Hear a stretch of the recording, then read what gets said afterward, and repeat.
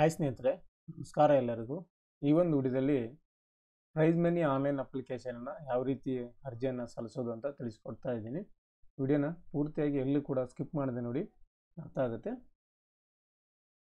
ನಿನ್ನೆಯಿಂದ ಈ ಒಂದು prize money online application start ಆಗಿದೆ. ST ವಿದ್ಯಾರ್ಥಿಗಳಿಗೆ ಹಾಗೂ SC ವಿದ್ಯಾರ್ಥಿಗಳು ಕೂಡ ಆನ್ಲೈನ್ ಅಪ್ಲಿಕೇಶನ್ ಕೂಡ ಸ್ಟಾರ್ಟ್ ಆಗಿದೆ. ನಾನಿವಾಗ ST ವಿದ್ಯಾರ್ಥಿಗಳ ಒಂದು ಪ್ರೈಸ್ ಮನಿ ಆನ್ಲೈನ್ ಅಪ್ಲಿಕೇಶನನ್ನು ಹಾಕಿ ತೋರಿಸ್ತಾ ಇದ್ದೀನಿ. ಬನ್ನಿ ವಿಡಿಯೋನ ಸ್ಟಾರ್ಟ್ ಮಾಡೋಣ. ಮೊದಲಿಗೆ ಗೂಗಲ್ ಸರ್ಚಲ್ಲಿ TWD ಅಂತ ಸರ್ಚ್ ಮಾಡಿ.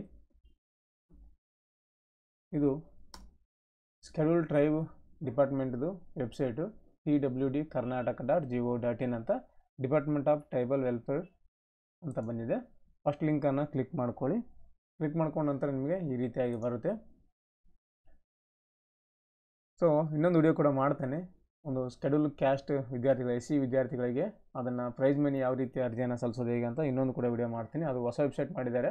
ಸೊ ಸಮಾಜಕರಣ ಒಂದು ಹೊಸ ವೆಬ್ಸೈಟ್ನಲ್ಲಿ ಮಾಡಿದ್ದಾರೆ. ಸೊ ಮುಂಚೆ ಇದು ಒಂದೇ ಥರನೇ ಇತ್ತು, ಎರಡು ಕೂಡ ಪ್ರೈಸ್ ಮನಿ ಹಾಕೋದು ಒಂದೇ ಥರನೇ ಇತ್ತು. ಇವಾಗ ಸ್ವಲ್ಪ SC ವಿದ್ಯಾರ್ಥಿಗಳಿಗೆ ಸ್ವಲ್ಪ ಡಿಫ್ರೆಂಟಾಗಿ ವೆಬ್ಸೈಟನ್ನು ಮಾಡಿದ್ದಾರೆ. ಸೊ ಅದನ್ನು ಕೂಡ ಒಂದು ವಿಡಿಯೋ ಮಾಡ್ತೀನಿ. ಸದ್ಯಕ್ಕೆ ಇವಾಗ ST ವಿದ್ಯಾರ್ಥಿಗಳಿಗೆ ತಿಳಿಸ್ಕೊಡ್ತಾ ಇದ್ದೀನಿ ಯಾವ ರೀತಿ ಅರ್ಜಿಯನ್ನು ಸಲ್ಲಿಸೋದಂತ. ಈ ರೀತಿಯಾಗಿ ಇಂಟರ್ಫೇಸ್ ಓಪನ್ ಆದ ನಂತರ ನಿಮಗೆ ಇಲ್ಲಿ ರೈಟ್ ಸೈಡಲ್ಲಿ ಏನು ನೋಡ್ತಾ ಇದ್ದೀರಾ, ಮೆಟ್ರಿಕ್ ನಂತರ PUC ಪದವಿ ಸ್ನಾತಕೋತ್ತರ ಪದವಿ ಪ್ರೋತ್ಸಾಹಧನ ಅಂತ ಇಲ್ಲಿ ಏನು ಕಾಣ್ತಾ ಇದೆ ನೋಡಿ, ಇದರ ಮೇಲೆ ಕ್ಲಿಕ್ ಮಾಡ್ಕೊಳ್ಳಿ. ಕ್ಲಿಕ್ ಮಾಡ್ಕೊಂಡ ನಂತರ ಈ ರೀತಿಯಾಗಿ ಬರುತ್ತೆ. ಇದರಲ್ಲಿ ಇಲ್ಲಿ ಶೋ ಆಗ್ತಾ ಇದೆ ನೋಡಿ, ಆನ್ಲೈನ್ ಅರ್ಜಿ ಅಪ್ಲಿಕೇಶನ್ ಪಾಸ್ಡ್ ಇನ್ 2024 ಅಂತ ಕೊಟ್ಟಿದೆ. 2024ರಲ್ಲಿ ಯಾರು ಪಾಸ್ ಆಗಿದ್ದಾರೆ ಅವ್ರಿಗೆ ಮಾತ್ರ PUC ಡಿಗ್ರಿ ಮತ್ತು PG ಕೋರ್ಸ್ ಏನಿದೆಯಲ್ಲ ಹೈಯರ್ ಕೋರ್ಸು ಎಲ್ಲನೂ 2024ರಲ್ಲೇ ಪಾಸ್ ಆಗಿರಬೇಕು. ಅದಕ್ಕಿಂತ ಮುಂಚೆ ಯಾವ ಕೋರ್ಸಿಗೆ ಎಷ್ಟೆಷ್ಟು ಅಮೌಂಟ್ ಅಂತ ಒಂದು ಸಲ ಹೇಳ್ಬಿಡ್ತೀನಿ ನಿಮಗೆ. PUC ಮತ್ತು 3 ಇಯರ್ಸ್ ಪಾಲಿಟೆಕ್ನಿಕ್ ಡಿಪ್ಲೊಮಾ 20,000 ರೂಪಾಯಿ ಈ ಒಂದು ಪ್ರೈಸ್ ಮನಿ ದೊರೆಯುತ್ತೆ ST ವಿದ್ಯಾರ್ಥಿಗಳಿಗೆ. ಅದೇ ರೀತಿಯಾಗಿ ಡಿಗ್ರಿ ಆಗಿರ್ಬೋದು, ಎನಿ ಡಿಗ್ರಿ ಯಾವುದೇ ಡಿಗ್ರಿ ಇರಲಿ, BA BCom ಇನ್ನಿತರ ಯಾವುದೇ ಡಿಗ್ರಿ ಇರಲಿ 25,000 ರೂಪಾಯಿ ನಿಮಗೆ ಪ್ರೈಸ್ ಮನಿ ಅಮೌಂಟ್ ಸಿಗುತ್ತೆ. ಅದೇ ರೀತಿಯಾಗಿ any post graduate course like MA MSc ETC ಯಾವುದೇ ಆಗಿರ್ಬೋದು, PG ಕೋರ್ಸ್ಗಳಿಗೆ 30,000 ರೂಪಾಯಿಯನ್ನು ಕೊಡಲಾಗ್ತಾ ಇದೆ. ಮತ್ತು ಅಗ್ರಿಕಲ್ಚರ್, ಇಂಜಿನಿಯರಿಂಗು, ವೆಟರ್ನರಿ, ಮೆಡಿಷನ್ನು ಯಾವುದೇ ಥರ ಹೈಯರ್ ಕೋರ್ಸ್ ಆಗಿರೋ ಪ್ರೊಫೆಷನಲ್ ಕೋರ್ಸಿಗೆ ಕೂಡ 35,000 ರೂಪಾಯಿಯನ್ನು ಅಮೌಂಟು ಕೊಡಲಾಗ್ತಾಯಿದೆ ಒಂದು ಪ್ರೈಸ್ ಮನಿಯಲ್ಲಿ. ಸೊ ಬನ್ನಿ ಸ್ಟಾರ್ಟ್ ಮಾಡೋಣ. ಇವಾಗ ಇಲ್ಲಿ ಆನ್ಲೈನ್ ಅರ್ಜಿ ಅಂತಿದೆ ನೋಡಿ, ಆನ್ಲೈನ್ ಅಪ್ಲಿಕೇಶನ್ನ ಕ್ಲಿಕ್ ಮಾಡಿ ನಂತರ ಸ್ವಲ್ಪ ಲೋಡಿಂಗ್ ತೊಗೊಳುತ್ತೆ. ಲೋಡಿಂಗ್ ತೊಗೊಂಡು ಈ ರೀತಿಯಾಗಿ ನಿಮಗೆ ಓಪನ್ ಆಗುತ್ತೆ. Prize money for complete course in first attempt first class ST student ಅಂತ ಬಂದಿದೆ. ಸೊ SLC ಡೀಟೇಲ್ಸನ್ನು ಇಲ್ಲಿ ಹಾಕಬೇಕಾಗುತ್ತೆ. SLC ಬೋರ್ಡ್ ಟೈಪ್ ಅಂತ ಕೇಳ್ತಾ ಇದೆ. ಇಲ್ಲಿ SLC ಬೋರ್ಡ್ ಕರ್ನಾಟಕ ಅಂತ ಸೆಲೆಕ್ಟ್ ಮಾಡ್ಕೊಳ್ಳಿ. ನಿಮ್ದು ಯಾವುದಿದೆ SLC ಯಾವ್ದು ಮುಗಿದು CBSE ICSE other state, Karnataka open school examination, direct registration without SLC ಅಂತ ಬಂದಿದೆ. ಸೊ ಇಷ್ಟರಲ್ಲಿ ನಿಮಗೆ ಅಪ್ಲಿಕೇಬಲ್ ಆಗೋದು ಯಾವುದು ಅಂತ ನೋಡಿಕೊಂಡು ಸೆಲೆಕ್ಟನ್ನು ಮಾಡ್ಕೊಳ್ಳಿ. ಆಲ್ಮೋಸ್ಟು ಕನ್ನಡದಲ್ಲಿ ಓದಿರುವಂಥ ವಿದ್ಯಾರ್ಥಿಗಳಿಗೆ CBSE ICSE ಹೊರತುಪಡಿಸಿ ಎಲ್ಲರಿಗೂ SLC ಬೋರ್ಡ್ ಕರ್ನಾಟಕ ಅಂತಲೇ ಸೆಲೆಕ್ಟನ್ನು ಮಾಡ್ಕೋಬೇಕು. ಅದನಂತರ SLCಯಲ್ಲಿ ಪಾಸಾದ ಇಯರ್ ಅಂತ ಕೇಳ್ತಾ ಇದೆ. SLC ಯಾವಾಗ ಮುಗಿದಿದೆ ನಿಮ್ಮದು ಪಾಸಾದ ಈ ವರ್ಷ ಅದನ್ನು ಹಾಕಬೇಕು. SLC ರಿಜಿಸ್ಟ್ರೇಷನ್ ನಂಬರು ಮತ್ತು ಇಲ್ಲಿ ಕ್ಯಾಸ್ಟ್ ಅಂತ ಕೇಳ್ತಾ ಇದೆ. ಕ್ಯಾಸ್ಟ್ ಅಂತಿದ್ದಲ್ಲಿ ನೀವು ಸೆಲೆಕ್ಟನ್ನು ಮಾಡ್ಕೋಬೇಕು, ST ಅಂತ ಸೆಲೆಕ್ಟ್ ಮಾಡ್ಕೊಳ್ಳಿ. ಅದಾನಂತರ student name in Aadhaar card ಅಂತಿದೆ. ಆಧಾರ್ ಕಾರ್ಡ್ನಲ್ಲಿ ಯಾವ ರೀತಿ ಹೆಸರಿದೆ ನಿಮ್ಮದು ಅದೇ ರೀತಿಯಾಗಿ ಹೆಸರನ್ನು ಇಲ್ಲಿ ಟೈಪ್ ಮಾಡ್ಕೊಳ್ಳಿ. ನಾನಿಲ್ಲಿ ಫಿಲ್ ಮಾಡಿ ತೋರಿಸ್ತಾ ಇಲ್ಲ, ಜಸ್ಟ್ ಇನ್ಫಾರ್ಮೇಷನ್ ಹೇಳ್ತಾ ಇದ್ದೀನಿ. ಫಿಲ್ ಮಾಡಿದರೆ ಅದು ಮತ್ತೆ ಅದನ್ನು ಬ್ಲರ್ ಮಾಡಬೇಕಾಗುತ್ತೆ, ಹಾಗಾಗಿ ಜಸ್ಟ್ ನಿಮ್ಗೆ ಹೇಳಿಕೊಡ್ತಾ ಇದ್ದೀನಿ. ಸಬ್ಮಿಟ್ ಅಂತಿದೆ ನೋಡಿ, ಈ ಒಂದು ಸಬ್ಮಿಟ್ ಬಟನ್ ಮೇಲೆ ಕ್ಲಿಕ್ ಮಾಡಿ.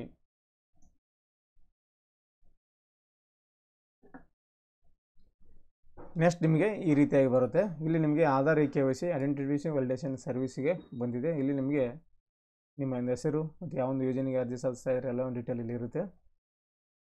ಸೊ ಇಲ್ಲಿ ಆಧಾರ್ನಲ್ಲಿರುವಂಥ ಹೆಸರನ್ನು ಹಾಕಬೇಕು ಮೊದಲಿಗೆ. ಅದರ ನಂತರ ಆಧಾರ್ ಕಾರ್ಡ್ ನಂಬರ್ ಹಾಕಬೇಕು. ಆಧಾರ್ ಕಾರ್ಡ್ ನಂಬರ್ ಹಾಕಿದ ನಂತರ ಇಲ್ಲಿ ಅಗ್ರಿ ಅಂತ ಟಿಕ್ ಮಾಡ್ಕೊಳ್ಳಿ. ಟಿಕ್ ಮಾಡಿಕೊಂಡು ಸಬ್ಮಿಟ್ ಅಂತ ಕ್ಲಿಕ್ ಮಾಡಿ ನೋಡಿ. ಸಬ್ಮಿಟ್ ಕೊಟ್ಟ ನಂತರ ನಿಮಗೆ ಈ ರೀತಿಯಾಗಿ ಓಪನ್ ಆಗುತ್ತೆ. ಮೊದಲಿಗೆ ಆನ್ಲೈನ್ ಅಪ್ಲಿಕೇಶನ್ ಪರ್ಸನಲ್ ಡೀಟೇಲ್ಸನ್ನು ಕೇಳ್ತಾ ಇದೆ. ಮೊದಲಿಗೆ ಇಲ್ಲಿ ID ನಂಬರ್ ಕೇಳ್ತಾ ಇದೆ. ಜಾತಿ ಆದಾಯ ಪ್ರಮಾಣಪತ್ರದ ID ನಂಬರನ್ನು ಈ ಒಂದು ಬಾಕ್ಸಲ್ಲಿ ಎಂಟರ್ ಮಾಡಿ. ಎಂಟರ್ ಮಾಡಿದ ತಕ್ಷಣ ನಿಮಗೆ ಇಲ್ಲಿ ಕ್ಯಾಸ್ಟ್ ಹೆಸರು, ಸಬ್ ಕ್ಯಾಸ್ಟು ಎಲ್ಲ ಡೀಟೇಲ್ಸು ಆಟೋಮೆಟಿಕ್ಕಾಗಿ ಕ್ಯಾಪ್ಚರ್ ಆಗುತ್ತೆ. ಅದಾನಂತರ ಇಲ್ಲಿ ನಿಮಗೆ ಹೆಸರು ಕೂಡ ಬಂದಿದೆ. ಆಧಾರ್ ಕಾರ್ಡ್ನಲ್ಲಿ ಯಾವ ರೀತಿ ಇದೆ ಹೆಸರು ಮತ್ತು ತಂದೆ ಹೆಸರು ಯಾವ ರೀತಿ ಇದೆ ಅದು ಕೂಡ ಬಂದಿದೆ. SLCನಲ್ಲಿ ಯಾವ ರೀತಿ ಇದೆ ಅದು ಬಂದಿದೆ. ಮತ್ತು ಇಲ್ಲಿ ಮದರ್ ನೇಮ್ ಕೂಡ ಯಾವ ರೀತಿ ಇದೆ ಅದನ್ನು ಕೂಡ ಇಲ್ಲಿ ಶೋ ಆಗಿದೆ. ಇಲ್ಲಿ ಡೇಟ್ ಆಫ್ ಬರ್ತ್ ಕೂಡ ಬಂದಿಲ್ಲ. ಸೊ ಡೇಟ್ ಆಫ್ ಬರ್ತನ್ನು ಸೆಲೆಕ್ಟನ್ನು ಮಾಡ್ಕೊಳ್ಳಿ. ನೀವು ಮೊಬೈಲಲ್ಲೂ ಕೂಡ ಹಾಕ್ಬೋದು. ಈ ಒಂದು ಅರ್ಜಿನ ಮೊಬೈಲಲ್ಲೂ ಕೂಡ ಅಪ್ಲೈನ ಮಾಡ್ಬೋದು, ಏನು ತೊಂದರೆ ಇಲ್ಲ, ಹಾಕಕ್ಕೆ ಬರುತ್ತೆ. ಸೊ ಇಲ್ಲಿ ಡೇಟ್ ಆಫ್ ಬರ್ತನ್ನು ಸೆಲೆಕ್ಟನ್ನು ಮಾಡ್ಕೊಳ್ಳಿ. ಡೇಟ್ ಆಫ್ ಬರ್ತ್ ಸೆಲೆಕ್ಟ್ ಮಾಡ್ಕೊಂಡ ನಂತರ ಜೆಂಡರ್ ಕೇಳುತ್ತೆ, ಮೇಲ್ ಆರ್ ಫೀಮೇಲ್ ಅಂತ ಅದನ್ನು ಸೆಲೆಕ್ಟ್ ಮಾಡ್ಕೊಳ್ಳಿ. ಅದಾದ ನಂತರ ಮತ್ತೆ ಕೆಳಗಡೆ ಸ್ಕ್ರಾಲ್ ಮಾಡಿ, ಇಲ್ಲಿ SLC ರಿಜಿಸ್ಟ್ರೇಷನ್ ನಂಬರ್ ಆಟೋಮೆಟಿಕ್ಕಾಗಿ ಬಂದಿದೆ. ಸೊ ಇಲ್ಲಿ ಇಯರ್, ಪಾಸಿಂಗ್ ಇಯರು,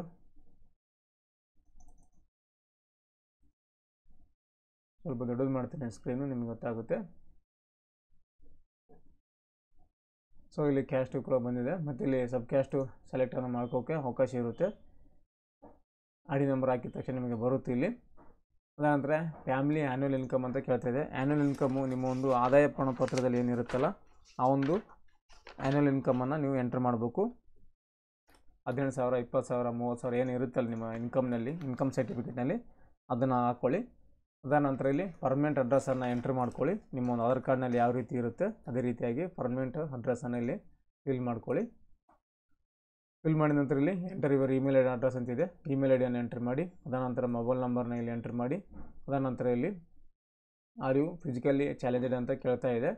ಸೊ ಅಲ್ಲಿ ಎಸ್ ಆರ್ ನೋ ಅಂತ ಕೊಡಬೇಕು. ಫಿಸಿಕಲಿ ಚಾಲೆಂಜೆಡ್ ಆಗಿದ್ದರೆ ಎಸ್ ಅಂತ ತೊಗೊಳ್ಳಿ, ಹ್ಯಾಂಡಿಕ್ಯಾಪ್ಟ್ ಇಲ್ಲ ಅಂದರೆ ನೋ ಅಂತ ಕ್ಲಿಕ್ ಮಾಡ್ಕೊಳ್ಳಿ. ಮತ್ತು ಇಲ್ಲಿ ಸೋಷಿಯಲ್ ವೆಲ್ಫೇರ್ ಡಿಪಾರ್ಟ್ಮೆಂಟ್ ID ಅಂತ ಕೇಳ್ತಾ ಇದೆ. ಇಶ್ಯೂಡ್ ಫಾರ್ ಸ್ಕಾಲರ್ಶಿಪ್ ID ಇದ್ದರೆ ಇಲ್ಲಿ ಹಾಕಬೇಕು, ID ಇದ್ದಿಲ್ಲ ಅಂದರೆ ಇಲ್ಲಿ ಅದನ್ನು ಹಾಗೆ ಬಿಡಿ, ಫಿಲ್ಅಪ್ ಮಾಡುವಾಗಿಲ್ಲ.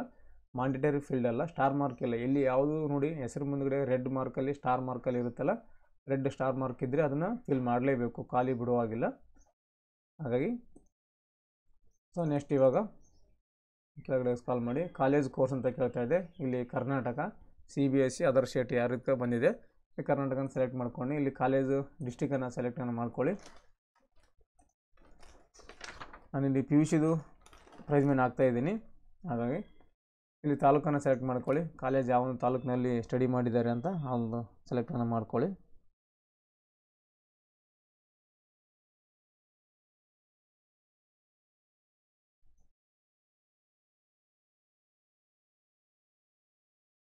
ಅದಾದ ನಂತರ ಇಲ್ಲಿ ಕಾಲೇಜನ್ನು ಸೆಲೆಕ್ಟ್ ಮಾಡಿ, ಕಾಲೇಜ್ ಹೆಸರು ಬರುತ್ತೆ, ಆ ಒಂದು ಕಾಲೇಜ್ ಹೆಸರಲ್ಲಿ ಸೆಲೆಕ್ಟನ್ನು ಮಾಡ್ಕೊಳ್ಳಿ. ಕಾಲೇಜನ್ನು ಸೆಲೆಕ್ಟ್ ಮಾಡ್ಕೊಂಡ ನಂತರ ನೆಕ್ಸ್ಟ್ ಇವಾಗ ಕೋರ್ಸ್ ಕೇಳುತ್ತೆ. ಇಲ್ಲಿ ಯಾವೊಂದು ಕೋರ್ಸ್ ಮುಗಿಸಿದ್ದಾರೆ ಆ ಒಂದು ಕೋರ್ಸನ್ನು ಸೆಲೆಕ್ಟನ್ನು ಮಾಡ್ಕೊಳ್ಳಿ. ಇಲ್ಲಿ ನಾನು PUC ಆಗ್ತಾ ಇದ್ದೀನಿ, ಅಪ್ಲಿಕೇಶನ್ PUC ತೊಗೊಂಡಿನಿ. ನಿಮ್ದು ಯಾವುದು ಕೋರ್ಸು BA, BSc, BCom ಈ ರೀತಿ PG ಯಾವುದೇ ಇರಲಿ ಅಲ್ಲಿ ಸಬ್ಜೆಕ್ಟ್ ಕೋರ್ಸ್ ನೇಮನ್ನು ಕೊಟ್ಟಿರ್ತಾರೆ. ಸೊ ಸೆಲೆಕ್ಟನ್ನು ಮಾಡ್ಕೊಳ್ಳಿ. ಮಾಡ್ಕೊಂಡ ನಂತರ ಇಲ್ಲಿ ಕೋರ್ಸ್ ಕಂಪ್ಲೀಷನ್ ಅಕಾಡೆಮಿಕ್ ಇಯರ್ ಅಂತ ಕೇಳ್ತಾ ಇದೆ. ಸೊ ಯಾವೊಂದು ಇಯರ್ನಲ್ಲಿ ಪಾಸ್ ಆಗಿದ್ರೆ ಅದು ಇಲ್ಲಿ ಶೋ ಆಗುತ್ತೆ, ಅದನ್ನು ಸೆಲೆಕ್ಟ್ ಮಾಡ್ಕೊಳ್ಳಿ. ಮಾಡ್ಕೊಂಡು ಎಕ್ಸಾಮ್ ರಿಜಿಸ್ಟರ್ ನಂಬರ್ ಅಂತ ಕೇಳ್ತಾ ಇದೆ. ಇಲ್ಲಿ ರಿಜಿಸ್ಟ್ರೇಷನ್ ನಂಬರನ್ನು ಕೇಳ್ತಾ ಇದೆ, ನೋಂದಣಿ ಸಂಖ್ಯೆ. ಈ ಒಂದು ನೋಂದಣಿ ಸಂಖ್ಯೆಯನ್ನು ಇಲ್ಲಿ ಎಂಟರ್ ಮಾಡಿ. ಅದಾನಂತರ ಎಂಟರ್ ಕೋರ್ಸ್ ಡಿಸ್ಕ್ರಿಪ್ಷನ್ ಅಂತ ಕೇಳ್ತಾ ಇದೆ, ಕಾಂಬಿನೇಷನು, ಸ್ಪೆಷಲೈಸೇಷನ್ ಅಂತ ಕೇಳ್ತಾ ಇದೆ. ಸೊ ಇಲ್ಲಿ ನೀವು ಏನಂತ ಹಾಕ್ಬೇಕಪ್ಪ ಅಂದರೆ ಆರ್ಟ್ಸು, ಕಾಮರ್ಸು, ಸೈನ್ಸ್ ಅಂತ ಹಾಕ್ಕೊಳ್ಳಿ. ಯಾಕೆಂದರೆ PUCನಲ್ಲಿ ಯಾವುದು ಮುಗಿದಿದೆ ಅದನ್ನು ಇಲ್ಲಿ ಆ ಒಂದು ಕೋರ್ಸನ್ನ ಇದು ಹಾಕೋಬೇಕು. ಅದಾದ ನಂತರ ಇಲ್ಲಿ select your course CGPA percentage ಅಂತ ಎರಡು ರೀತಿ ಕೇಳ್ತಾ ಇದೆ. PUCನಲ್ಲಿ CGPA ಇರೋದಿಲ್ಲ, ಸೊ ಪರ್ಸೆಂಟೇಜ್ ಇರುತ್ತೆ. ಸೊ ಇಲ್ಲಿ ಪರ್ಸೆಂಟೇಜ್ ಅಂತ ಸೆಲೆಕ್ಟ್ ಮಾಡ್ಕೊಳ್ಳಿ. ಸೆಲೆಕ್ಟ್ ಮಾಡ್ಕೊಂಡ ನಂತರ ಇಲ್ಲಿ ಮಾರ್ಕ್ಸ್ ಕೇಳುತ್ತೆ. ಸೊ ಇಲ್ಲಿ ಟೋಟಲ್ ಮಾರ್ಕ್ಸು 600, ಪಡೆದಿರುವಂಥ ಮಾರ್ಕ್ಸು ಎಷ್ಟಿದೆಯೋ ಅಷ್ಟನ್ನು ತೊಗೊಳ್ಳಿ. ಹಾಕೊಂಡ ನಂತರ ನಿಮಗೆ ಆಟೋಮೆಟಿಕ್ಕಾಗಿ ಇಲ್ಲಿ ಪರ್ಸೆಂಟೇಜ್ ತೋರಿಸುತ್ತೆ. ಸೊ ಆ ಒಂದು ಪರ್ಸೆಂಟೇಜನ್ನು ಇಲ್ಲಿ ನೋಡ್ಬೋದು. ಅದಾನಂತರ ಮತ್ತೆ ಕೆಳಗಡೆ ಸ್ಕ್ರಾಲ್ ಮಾಡಿ. ಸ್ಕ್ರಾಲ್ ಮಾಡಿದ ನಂತರ ಬ್ಯಾಂಕ್ ಡೀಟೇಲ್ಸ್ ಕೇಳುತ್ತೆ. ಇಲ್ಲಿ ಬ್ಯಾಂಕ್ ಡೀಟೇಲ್ಸು ನಿಮ್ದು ಯಾವ ಒಂದು ಬ್ಯಾಂಕ್ ಇರುತ್ತೆ ಆ ಒಂದು ಬ್ಯಾಂಕನ್ನು ಸೆಲೆಕ್ಟನ್ನು ಮಾಡ್ಕೊಳ್ಳಿ. ಬ್ಯಾಂಕ್ ನೇಮ್ ನೋಡ್ಕೊಳ್ಳಿ ಸರಿಯಾಗಿ, ಭಾಳಷ್ಟು ಜನ ತಪ್ಪು ಮಾಡ್ತಾರೆ. ಸೊ ತುಂಬ ಕೇರ್ಫುಲ್ ಆಗ್ಬೇಕು ಬ್ಯಾಂಕ್ ಡೀಟೇಲ್ಸ್ ಎಲ್ಲ. ಸೆಲೆಕ್ಟ್ ಅವರು ಡಿಸ್ಟಿಕ್ ಇರುತ್ತೆ, ಬ್ಯಾಂಕ್ ಯಾವ ಒಂದು ಡಿಸ್ಟಿಕ್ನಲ್ಲಿದೆ ಆ ಒಂದು ಡಿಸ್ಟಿಕನ್ನು ಸೆಲೆಕ್ಟ್ ಮಾಡ್ಕೊಳ್ಳಿ. ಅದಾದ ನಂತರ ಇಲ್ಲಿ ಬ್ರ್ಯಾಂಚ್ ಕೇಳುತ್ತೆ, ಯಾವೊಂದು ತಾಲೂಕಿನಲ್ಲಿ ಬ್ರ್ಯಾಂಚ್ ಒಂದು ಯಾವೊಂದು ಊರಿನಲ್ಲಿ ಬ್ರ್ಯಾಂಚ್ ಇದೆ ಆ ಒಂದು ಬ್ರ್ಯಾಂಚಿನ IFS ಕೋಡ್ ಕೂಡ ಬಂದಿದೆ, ಹೆಸರು ಕೂಡ IFS ಕೋಡ್ 2 ತೋರಿಸ್ತಾ ಇದೆ. ಇಲ್ಲಿ ಆಟೋಮೆಟಿಕ್ಕಾಗಿ ಊರು ತೋರಿಸುತ್ತೆ ಬ್ರ್ಯಾಂಚು. ಮತ್ತು enter the account holder name ಅಂತ ಕೇಳುತ್ತೆ. ಬ್ಯಾಂಕ್ ಖಾತೆಯಲ್ಲಿರುವಂತೆ ಅಕೌಂಟ್ ನೇಮು ಇಲ್ಲಿ ಹಾಕಬೇಕು, ಅದರ ಅಕೌಂಟ್ ಹೋಲ್ಡರ್ ನೇಮನ್ನು ಇಲ್ಲಿ ಹಾಕಬೇಕು, ಖಾತೆದಾರ ಹೆಸರನ್ನು ಇಲ್ಲಿ ಎಂಟರ್ ಮಾಡಿ. ಅನಂತರ ಅಕೌಂಟ್ ನಂಬರ್ ಅಂತ ಕೇಳುತ್ತೆ, ಇಲ್ಲಿ ಖಾತೆ ಸಂಖ್ಯೆಯನ್ನು ಎಂಟರ್ ಮಾಡ್ಕೊಳ್ಳಿ. ಮಾಡ್ಕೊಂಡ ನಂತರ next step upload original document enclosure file size ಅಂತ ಕೇಳ್ತಾ ಇದೆ. ಸೊ ಇಲ್ಲಿ ಡಾಕ್ಯುಮೆಂಟ್ ಅಪ್ಲೋಡ್ ಮಾಡೋದಿರುತ್ತೆ. ಸೊ ಡಾಕ್ಯುಮೆಂಟನ್ನು ಇಲ್ಲಿ ಕೊಟ್ಟಿದ್ದಾರೆ, ಸೈಜ್ ಎಷ್ಟು ಬೇಕಂತ, ಲೆಸ್ ದೆನ್ 100 KB ಅಂತ ಕೊಟ್ಟಿದ್ದಾರೆ. 100 KBಯಲ್ಲಿ ಸೈಜನ್ನು ಮಾಡಿಕೊಂಡು ಅಪ್ಲೋಡನ್ನು ಮಾಡಬೇಕಾಗುತ್ತೆ. ನೋಡಿ ಕೊಟ್ಟಿದ್ದಾರೆ, file size should be less than 100 KB ಅಂತ ಕೊಟ್ಟಿದ್ದಾರೆ. ಸೊ ಇಲ್ಲಿ ನಾನು ಸ್ಕ್ಯಾನ್ ಮಾಡ್ಕೊಂಡಿದ್ದೀನಿ ಆಲ್ರೆಡಿ, ನೀವು ಕೂಡ ಸ್ಕ್ಯಾನ್ ಮಾಡ್ಕೊಳ್ಳಿ. ಇಲ್ಲಿ ಫೈಲ್ ಸೈಜ್ ನೋಡಿ JPG ಫಾರ್ಮ್ಯಾಟಲ್ಲಿ ಇರಬೇಕಂತ ಕೊಟ್ಟಿದ್ದಾರೆ, JPEG ಆರ್ JPG ಅಂತ ಕೊಟ್ಟಿದ್ದಾರೆ. ಸೊ ಈ ಒಂದು ಫಾರ್ಮೆಟಲ್ಲಿ ಹೊಂದಿರಬೇಕು. Photo passport size photo JPG ಫಾರ್ಮೆಟಲ್ಲಿ ಹೊಂದಿರಬೇಕಂತ ಕೊಟ್ಟಿದ್ದಾರೆ. ಇಲ್ಲಿ ಚೂಸ್ ಫೈಲ್ ಅಂತ ಇದೆ ನೋಡಿ, ಇದನ್ನು ಸೆಲೆಕ್ಟ್ ಮಾಡಿಕೊಂಡು ಫೋಟೋನ ಸೆಲೆಕ್ಟ್ ಮಾಡಿಕೊಂಡ್ರೆ ಇಲ್ಲಿ ನಿಮಗೆ ಅಪ್ಲೋಡ್ ಅಂತ ಇದೆಯಲ್ಲ, ಈ ಒಂದು ಅಪ್ಲೋಡ್ ಮೇಲೆ ಕ್ಲಿಕ್ ಮಾಡಿದ ನಂತರ ನಿಮಗೆ ಈ ಒಂದು ಫೋಟೋ ಇಲ್ಲಿ ಶೋ ಆಗುತ್ತೆ. ಏನು ಅಪ್ಲೋಡ್ ಮಾಡಿರ್ತಾರೆ ಅದು ಇಲ್ಲಿ ನಿಮಗೆ ಶೋ ಆಗುತ್ತೆ. ಅದಾನಂತರ ಅಪ್ಲೋಡ್ ಕ್ಯಾಟ್ ಸರ್ಟಿಫಿಕೇಟ್ ಅಂತ, ಇದನ್ನು ಕೂಡ JPG ಫಾರ್ಮೆಟಲ್ಲಿ ಇರಬೇಕು 100 KB ಒಳಗಡೆ.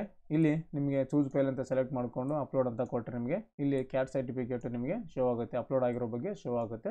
ಅದನಂತರ upload the last semester or last year marks card ಅಂತಿದೆ JPG, ಇದು ಕೂಡ ಚೂಸ್ ಫೈಲ್ ಅಂತಿದೆ ನೋಡಿ. ಇದನ್ನು ಸೆಲೆಕ್ಟ್ ಮಾಡಿಕೊಂಡು ಅಪ್ಲೋಡನ್ನು ಮಾಡ್ಕೊಂಡ ನಂತರ ನಿಮಗೆ ಇಲ್ಲಿ ಮಾರ್ಕ್ಸ್ ಕಾರ್ಡ್ ಶೋ ಆಗುತ್ತೆ. ಸೊ ಇಲ್ಲಿ ತೊಂದರೆ ಏನಾಗುತ್ತೆ ಭಾಳಷ್ಟು ಜನರಿಗೆ ಅಂದರೆ ಲೆಸ್ ದೆನ್ 100 KB ಅಂತ ಕೊಟ್ಟಿದ್ದಾರೆ. ಈ ಒಂದು 100 KBನಲ್ಲಿ JPGನಲ್ಲಿ ಮಾಡೋದು ಭಾಳ ಕಷ್ಟ, ಯಾಕೆಂದರೆ ಆಲ್ಮೋಸ್ಟ್ 250-300 KB ಇರುತ್ತೆ. ಸೊ ಸ್ವಲ್ಪ ಕ್ಲಾರಿಟಿ ಕಾಣಬೇಕಂದ್ರೆ 300 KBನೇ ಆಗುತ್ತೆ ಅದು. ಸೊ 100 KBಯಲ್ಲಿ ಸ್ಕ್ಯಾನ್ ಮಾಡಿಕೊಂಡ್ರೆ ನಿಮಗೆ ಕ್ಲಾರಿಟಿ ಚೆನ್ನಾಗಿರಲ್ಲ, ಬ್ಲರ್ ಆಗಿ ಕಾಣಿಸುತ್ತೆ. ಸೊ ಫೋಟೋ ಹೊಡೆದೋಗುತ್ತೆ, ಕ್ಲಾರಿಟಿ ಹೊಡೆದೋಗುತ್ತೆ. ಸೊ ಹಾಗಾಗಿ ಸ್ವಲ್ಪ ಕಷ್ಟನೇ. ಸೊ ಆದಷ್ಟು ಮಾಡ್ಕೊಳ್ಳಿ, ಏನು ಮಾಡೋಕ್ಕಾಗಲ್ಲ. ಸೈಜು ನಿಮಗೆ ಮಾಡೋಕ್ಕಾಗಿಲ್ಲ ಅಂದರೆ ಒಂದು ಟ್ರಿಕ್ಕನ್ನು ಹೇಳಿಕೊಡ್ತೀನಿ. ಸೊ 100 KBನೇ ಬೇಕು ಅಂದರೆ ನಿಮಗೆ ಗೂಗಲ್ ಸರ್ಚಲ್ಲಿ ಹೋಗಿ ಸೊ JPG ಫಾರ್ಮೆಟನ್ನು ಸ್ಕ್ಯಾನ್ ಮಾಡಿ ಇಟ್ಕೊಂಡಿರ್ತೀರಲ್ಲ, ಸೊ ಅದನ್ನೆಲ್ಲ ಇಲ್ಲಿ ನೀವು ಅಪ್ಲೋಡ್ ಮಾಡಿ KBಯನ್ನು ಕಮ್ಮಿ ಮಾಡ್ಕೋಬೋದು. ನೋಡಿ JPG ಅಂತ ಸರ್ಚ್ ಮಾಡಿ KB ಡಿಗ್ರೀಸ್ ಇನ್ಕ್ರೀಸ್ ಅಂತ ಇರುತ್ತೆ ನೋಡಿ, ನಮಗೆ ಕಡಿಮೆ ಮಾಡ್ಕೋಬೇಕಾಗುತ್ತೆ. ಸೊ ಅಲ್ಲಿ JPG KB ಡಿಗ್ರೀಸ್ ಅಂತ ಕ್ಲಿಕ್ ಮಾಡಿಕೊಂಡ್ರೆ ನಿಮಗೆ ಇದು ಡೈರೆಕ್ಟ್ ಮಾಡ್ಕೋಬೋದು. ರೆಡ್ಯೂಸ್ ಇಮೇಜ್ ಸೈಜ್ ಅಂತ ಬಂದಿದೆ KB ಅಂತ, ಇದನ್ನು ಸೆಲೆಕ್ಟ್ ಮಾಡಿಕೊಂಡು ನಿಮ್ಮ ಒಂದು ಇಮೇಜನ್ನು ಅಪ್ಲೋಡ್ ಮಾಡಿಬಿಟ್ರೆ KB ಕಡಿಮೆ ಆಗುತ್ತೆ. ಅಂದರೆ 500 KB 1 MB ಇತ್ತು ಅಂತ ಇಟ್ಕೊಳ್ಳಿ, ಇಲ್ಲಿ ಅಪ್ಲೋಡ್ ಇಮೇಜ್ ಅಂತಿದೆ, ಇದನ್ನು ಕ್ಲಿಕ್ ಮಾಡಿಕೊಂಡು ಫೋಟೋನ ಒಳಗಡೆ ಇದ್ದು ಫೋಟೋನ ಸೆಲೆಕ್ಟ್ ಮಾಡ್ಕೊಂಡ್ಬಿಟ್ರೆ ನಿಮಗೆ 500 KB ಇದ್ದು MBಯಲ್ಲಿ ಇದ್ದು ಸೊ ಅದು JPG ಕನ್ವರ್ಟ್ ಆಗುತ್ತೆ. ಮತ್ತು KBಯಲ್ಲಿ ಕೂಡ ಕಮ್ಮಿ ಆಗುತ್ತೆ. 500 KB 1 MB ಇದ್ದು ಒಂದು 100 KB ಅಥವಾ 80-50 KBನಲ್ಲಿ ಕೂಡ ಆಟೋಮೆಟಿಕ್ಕಾಗಿ ಬರುತ್ತೆ. ಈ ರೀತಿಯಾಗಿ ನೀವು ಗೂಗಲಲ್ಲಿ ಡೈರೆಕ್ಟಾಗಿ ಮಾಡ್ಕೊಳ್ಳಿ, ಬರುತ್ತೆ. ಸೊ ಇದು ಮಾಡಿದ ನಂತರ ಮತ್ತೆ ನೆಕ್ಸ್ಟ್ ನಿಮಗೆ ಕೆಳಗಡೆ ಡಿಕ್ಲರೇಷನ್ ಇರುತ್ತೆ, ಈ ಒಂದು ಡಿಕ್ಲರೇಷನ್ ಟಿಕ್ ಮಾಡ್ಕೊಳ್ಳಿ. ಕ್ಲಿಕ್ ಮಾಡ್ಕೊಂಡು ಇಲ್ಲಿ ಸಬ್ಮಿಟ್ ಅಂತಿದೆ ನೋಡಿ, ಈ ಒಂದು ಸಬ್ಮಿಟ್ ಬಟನ್ ಮೇಲೆ ಕ್ಲಿಕ್ ಮಾಡಿ.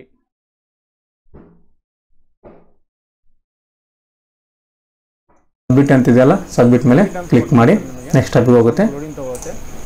ಸಬ್ಮಿಟ್ ಅಂತ ಕೊಟ್ಟ ನಂತರ ಈ ರೀತಿಯಾಗಿ ಬರುತ್ತೆ ಸ್ನೇಹಿತರೆ ನೋಡಿ, your application has been registered successfully, your registration number is, ಇಲ್ಲಿ ನಂಬರ್ ಬಂದಿದೆ, ಈ ಒಂದು ನಂಬರನ್ನು ನೋಟ್ ಮಾಡಿಟ್ಕೊಳ್ಳಿ, ಒಂದು ಪ್ರಿಂಟ್ ತಗೊಳ್ಳಿ. ಹಾಗೆ ಇಲ್ಲಿ ಕ್ಲಿಕ್ ಡೌನ್ಲೋಡ್ ಅಕ್ಲಾಜ್ಮೆಂಟ್ ಅಂತ ಬಂದಿದೆ, ಇದನ್ನು ಕ್ಲಿಕ್ ಮಾಡಿ ನಿಮಗೆ ಒಂದು ಅಕ್ಲಾಜ್ಮೆಂಟ್ ಡೌನ್ಲೋಡ್ ಆಗುತ್ತೆ PDF. ಆ ಒಂದು PDF ಅನ್ನು ನೀವು ಪ್ರಿಂಟ್ ತಗೊಂಡು ಎಲ್ಲ ಒಂದು ಡಾಕ್ಯುಮೆಂಟ್ನೊಂದಿಗೆ ಒಂದು ಸಮಾಜ ಕಲ್ಯಾಣ ಇಲಾಖೆಗೆ ಹೋಗಿ ನೀವು ಎಲ್ಲ ಡಾಕ್ಯುಮೆಂಟನ್ನು ಸಬ್ಮಿಟ್ ಮಾಡಬೇಕಾಗುತ್ತೆ.